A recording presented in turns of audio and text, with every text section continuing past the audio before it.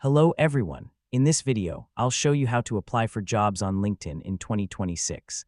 LinkedIn makes it simple to apply for jobs and connect directly with employers and recruiters. First, open the LinkedIn app on your phone or visit the LinkedIn website on your PC or laptop. Sign in to your account. Next, click on the **jobs** tab and search for the type of job you're looking for.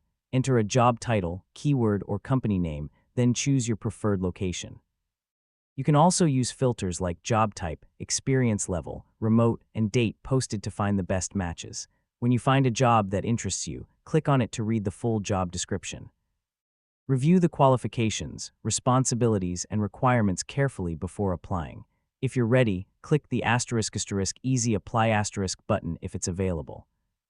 Upload your resume if required, fill in any requested information, review your application, and click Submit **. Some jobs may have an ** Apply * button instead of Easy Apply *. In that case, LinkedIn will redirect you to the company's official careers website, where you can complete your application.